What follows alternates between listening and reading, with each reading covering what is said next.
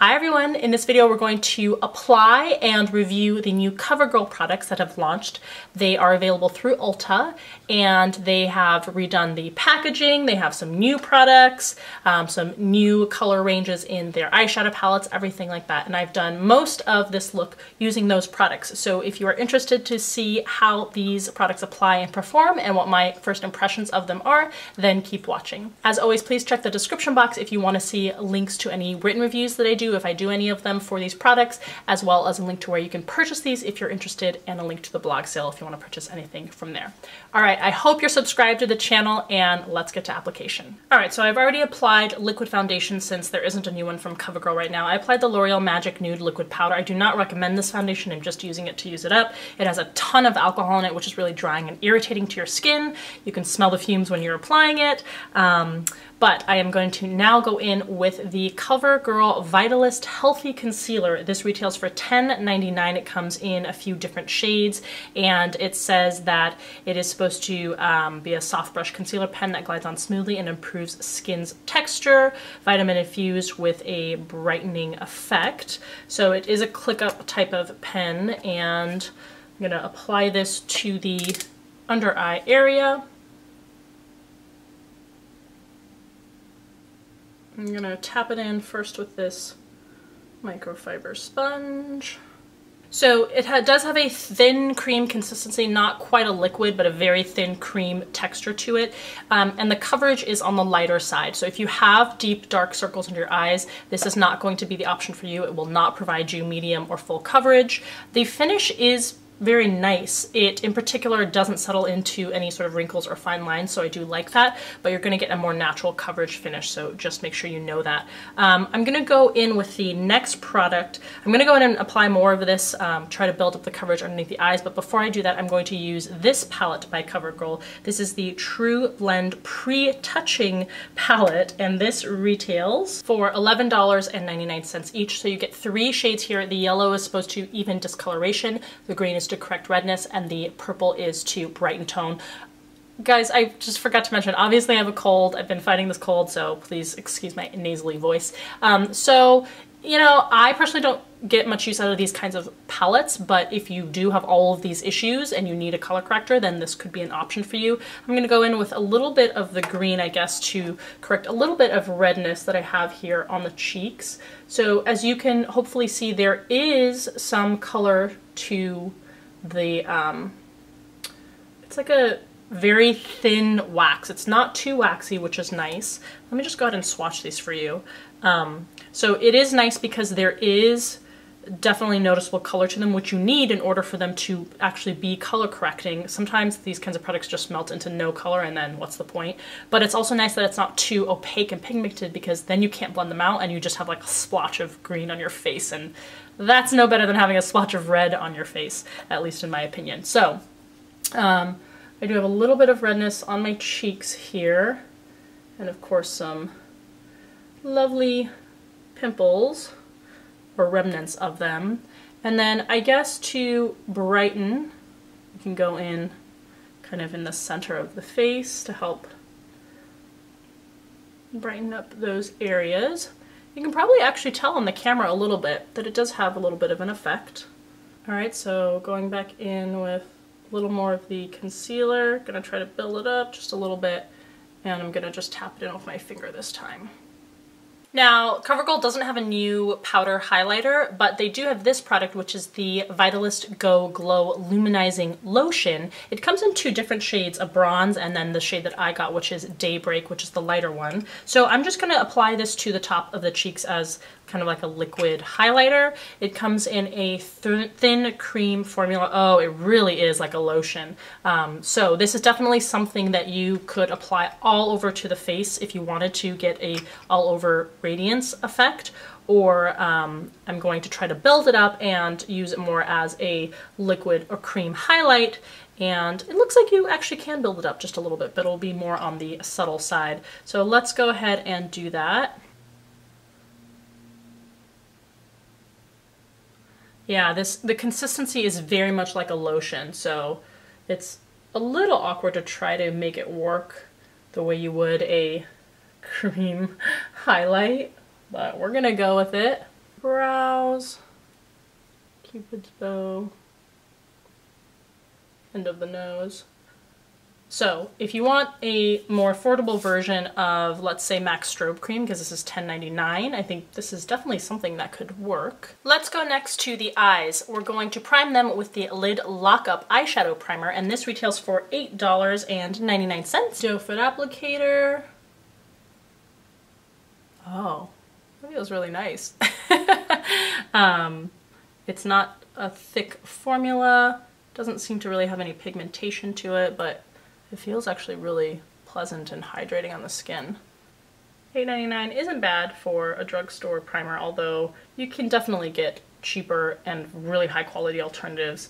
The Fergie one from Wet n Wild is one of my favorites. There's a new True Naked eyeshadow palette. This is the Smoky Eyeshadow Palette. There are several of these that were released long time ago. And I have really enjoyed the soft creamy formula that these tend to have. So this is a new set of shades, and I guess we're gonna do a smoky look with this very natural base makeup. So I will first go in with this shade all over to set a base to blend over. I really tend to not like cool toned smoky shades, to be honest, but this is what we have, so we're gonna do this one in the transition, and I don't know, I'll go from there in terms of what I want to do for the eye look. This base shade is pretty light. It's definitely brightening up my lid space here. Alright, and that smoky gray shade in the crease. How about you guys? Do you guys tend to, I just don't think that silvers and grays look flattering on most people, and that definitely includes myself. Maybe I'm biased because they don't look good on me and I just project and think they don't look good on other people, but let me know in the comment section below what you think of having like a lot of grays and true silvers in an eye look. I always want something like warmer toned or brown base to balance those kinds of looks out if I ever do end up using those kinds of colors. Okay, for the lids I'm going to mix this steel silvered blue and this plummy shimmery purple together, apply it to the lids. These do have a really soft buttery formula, which I think is nice. It can get just a little unruly if you're trying to be super precise in the application, but I think most people would prefer that the formula is nice to blend out. Trying to make this not look too crazy. I'm going to deepen up the V and this outer crease with this almost black but slightly midnight blue shimmering shade, and then I'll probably go in on the lower lash line with the same steel bluish silver shade, and hopefully that will complete the look.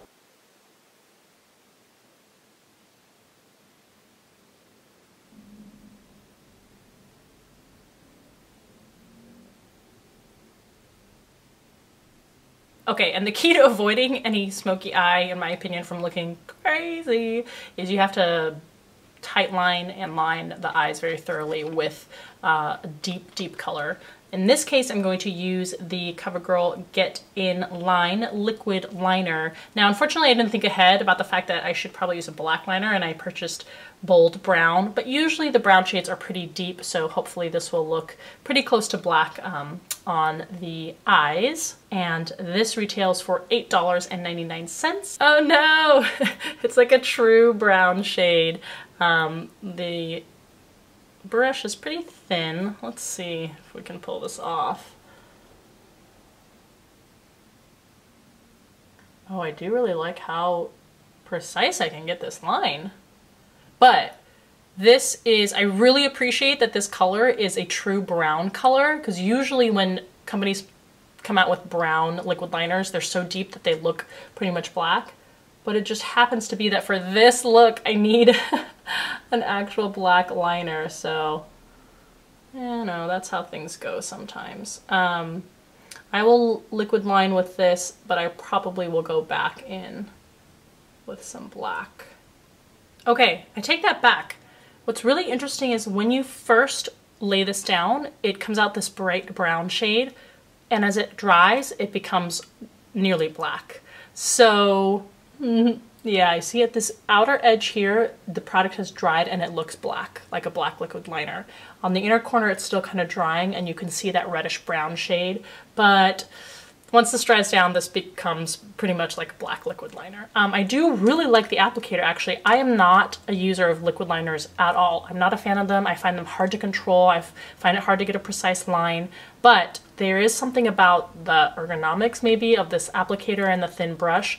I found it surprisingly easy and easy to control and create the line that I wanted to. So I really like that, actually.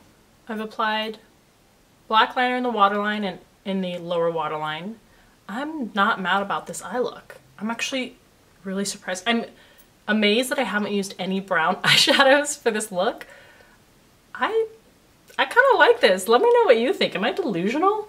I really like the way that these shadows looked and turned out. I applied mascara, so let's keep going. I'm gonna set my face with the new Vitalist Healthy Powder. This retails for $11.99.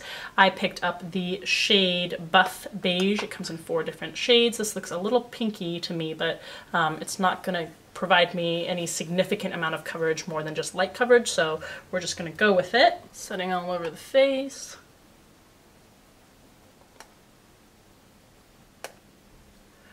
And I actually do like this powder. It has a matte finish, but it's very natural, so it's not super dry looking or cakey. Alright, so I have contoured with the Lorac contouring palette. I'm going to do the brows with the Easy Breezy Brow Micro Fine and Defined Pencil Crayon.